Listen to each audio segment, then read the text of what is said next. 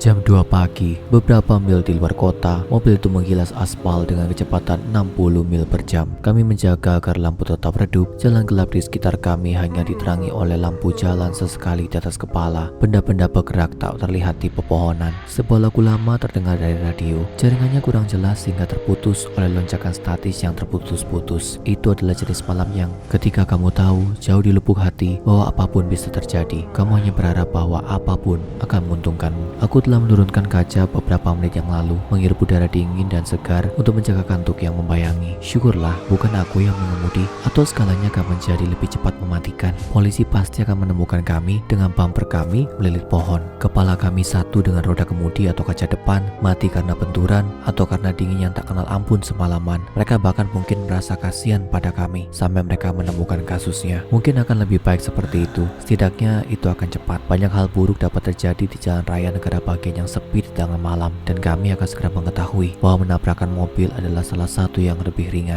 Scott sedang mengemudi, dia juga yang menjadi perantara seluruh kesepakatan ini. Aku hanya datang sebagai cadangan. Ada Saturday Night Special yang terisi penuh di bagian dalam saku mantelku. Berharap itu tidak akan melihat aksi apapun malam ini, dan senapan ada di belakang kalau ada yang benar-benar berbulu. Kesepakatan seperti ini perlu ada persiapan yang baik atau memperhitungkan kemungkinan besar yang yakin tidak akan pergi. Aku tidak pernah bertanya kepada Scott bagaimana dia membawa barang yang saat ini ada di koper, dan dia juga tidak pernah memberikan penjelasan. Dia hanya mengatakan kepadaku bahwa dia sudah mendapatkan pembeli potensial yang sangat tertarik dari sindikat di luar kota. Orang-orang yang serius, orang-orang berbahaya. Mereka akan membayar mahal atau membiarkan kami terikat di kantong sampah di selokan di pinggir jalan raya. Tapi kami berdua membutuhkan uang, dan kami bersedia mengambil resiko itu jika itu berarti kami bisa kembali dari kesepakatan ini sebagai sepasang orang kaya. Persyaratan kesepakatannya demikian. Kami akan berkendara ke jalan raya negara bagian tertentu pada pukul 2 pagi dengan barang-barang, menemui pembeli di tempat perhentian tertentu di sepanjang jalan, dan melakukan pertukaran. Kemudian kami semua berpisah, dan jika kami beruntung, tak satu pun dari kami akan bertemu lagi. Tampak cukup sederhana tentu saja. Scott tampak benar-benar ceria dengan semuanya, dan untuk beberapa saat aku juga bersemangat sampai dia memberitahuku tentang jalan yang diinginkan pembeli untuk bertemu kami. Kita semua pernah mendengar legenda tentang tempat itu. Tahayul, orang-orang berpikir penjahat itu menakutkan. Tapi percayalah, kami adalah kelompok yang sangat percaya tahayul. Profesi kami sebagian besar didasarkan pada keberuntungan, berada di tempat yang tepat pada waktu yang tepat, dan cukup beruntung untuk menghindari polisi di sepanjang jalan. Tapi sesuatu yang perlu diketahui, apakah seorang kriminal atau bukan, adalah bahwa beberapa tempat akan selalu menjadi tempat yang salah. Aku tidak akan memberitahu jalan mana itu. Aku tahu seperti apa kalian para brengsek. Kamu penasaran, pencari sensasi. Hei, kita semua pernah muda, tapi jika aku memberitahu jalan ini, aku tahu kamu akan mencoba menemukannya. Mungkin bahkan akan memutuskan bahwa ini layak untuk dikendarai di hari Minggu yang menyenangkan.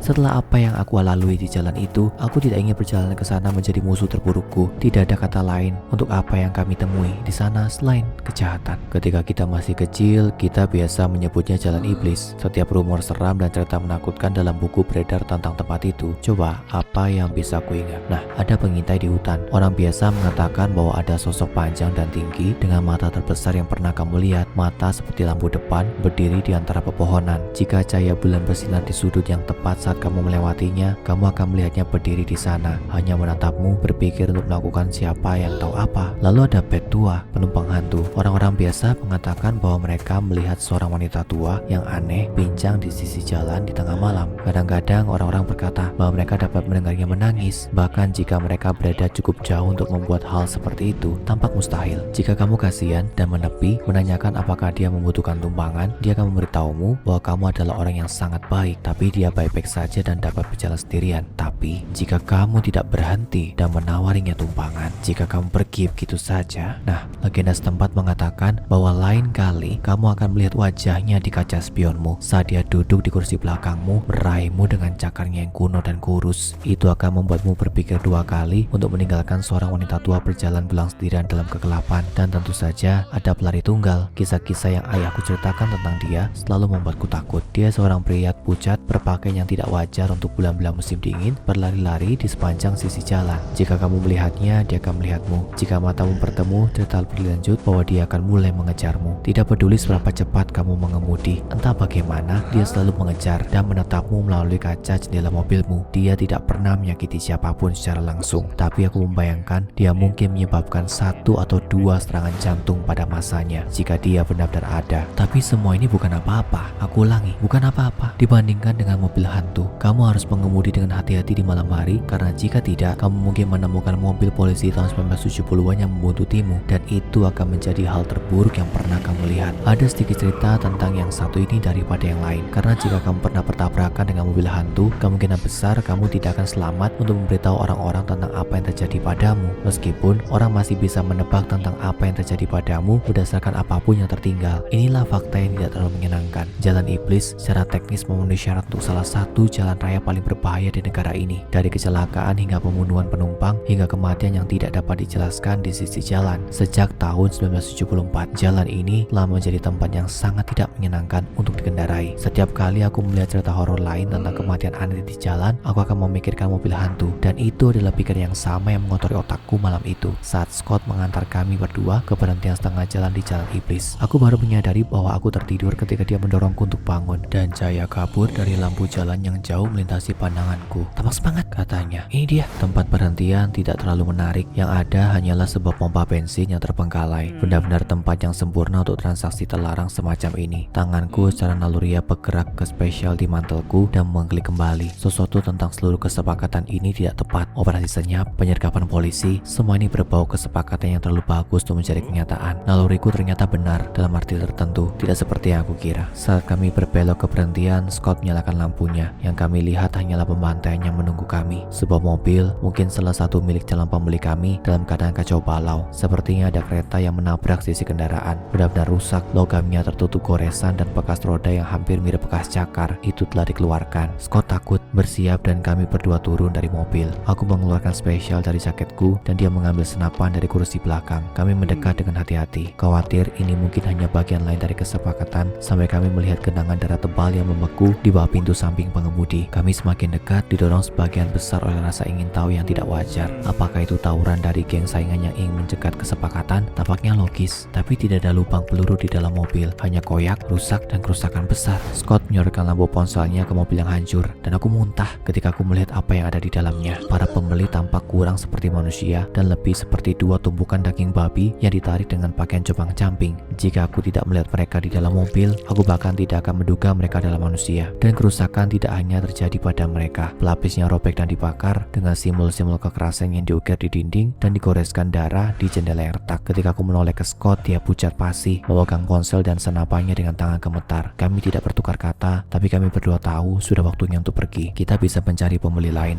akan ada peluang lain, kesepakatan lain. Tapi nyawa, kamu hanya punya satu. Dan kami berdua diam-diam mengakui bahwa jika kami terjebak di sini lebih lama, kami bahkan tidak akan memilikinya. Kami melaju kembali ke mobil dan mengunci pintu kami untuk kebaikan apapun yang akan dilakukan, mengingat kerusakan yang telah terjadi pada pembeli dan mobil mereka. Mungkin kita hanya membutuhkan ilusi keamanan untuk mengeluarkan kita dari sini. Mobil itu keluar dari perhentian dengan kecepatan luar biasa. Scott menginjak gas, mencoba memberi jarak yang baik antara kami dan kengerian di perhentian. Apapun yang terjadi pada pembeli, kami tidak suka berbagi nasib buruk yang sama. Hatiku jatuh ke perutku ketika aku mendengar sirene dan lampu berkedip di belakang kami. Setelah semua ini, kami ditangkap karena ngebut. Mereka akan memberhentikan kami dan menemukan senjata dan koper di dalam mobil. Dan mereka memiliki banyak pertanyaan yang tidak akan kami jawab dengan baik. Kami tidak tahu apakah harus memperlambat dan berharap yang terbaik atau mempercepat dan membawa bocah berbaju biru ini dalam pengejaran mobil yang sesungguhnya. Semua ini tidak mungkin salah. Tapi pikiranku segera melayang dari terbiasa dengan rasa makanan penjara ke sesuatu yang sama sekali lebih menyeramkan. Ketika aku melihat mobil semakin dekat di kaca spion, aku menyadari bahwa ini bukan mobil polisi modern yang membuntuti kami. Itu adalah mobil tua 70-an yang sudah usang, melaju dengan kecepatan gila mengejar kami. Lampu dim memotongku seperti silet. Aku mendengar radio berderak menjadi hidup meskipun aku maupun Scott tidak menyentuhnya. Itu bukan musik, hanya suara serak dan berat yang mengulangi kata lari lagi dan lagi. Dan mengingat apapun yang ada di belakang kami, jelas bukan polisi sungguhan. Kami dengan senang hati memenuhi permintaan itu. Scott menekan gas seperti hidup kita bergantung padanya. Yang agar adil memang begitu. Tapi tidak peduli seberapa cepat kami melaju, mobil itu terus mendekat seperti setan di ekor kami. Aku berteriak pada Scott untuk lebih cepat, tapi kami melaju secepat yang kami bisa. Hal berikutnya yang aku tahu, mobil hantu itu bertabrakan dengan bagian belakang mobil kami dan membuat kami berputar, menghujani kami berdua dengan pecahan kristal kaca saat ban berterjit melintasi aspal. Rasanya seperti selamanya sebelum mobil berhenti, dan pada saat itu mobil hantu berhenti juga. Seseorang keluar, dia berpakaian seperti polisi. Dia bahkan terlihat seperti polisi. Pria berusia 40-an, botak, kelebihan berat badan dengan kumis tang. Tapi ada yang salah dengannya. Dia tidak mengatakan sepatah kata pun saat mendekati mobil, dan sepertinya Sayangnya dia juga tidak tahu aku mengeluarkan spesial dari jaketku. Dia berada beberapa inci dari jendela Scott ketika aku panik dan melepaskan tembakan, mengirimkan hujan peluru kaliber kecil ke perutnya. Dia terhuyung mundur sedikit, seolah-olah terkejut, dan kemudian semuanya menjadi jauh lebih buruk. Polisi itu mengeluarkan teriakan yang paling mengerikan, bukan rasa sakit, tapi kemarahan. Sesuatu terjadi pada wajahnya. Matanya mulai bersinar terang,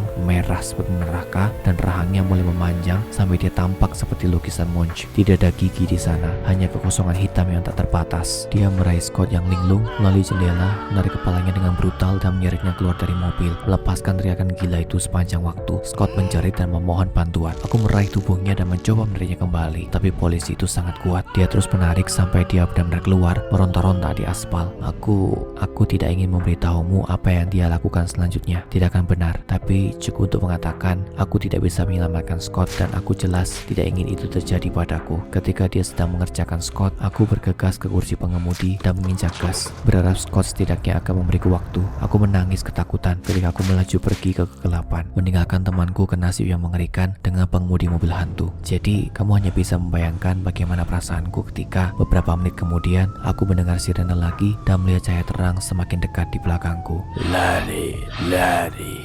lari. Sekarang tonton SCP-002 Ruang Tamu dan Ruangan SCP Paling Menakutkan dan Rahasia di Bawah SCP-087 terungkap untuk video SCP lainnya yang akan memberimu mimpi buruk.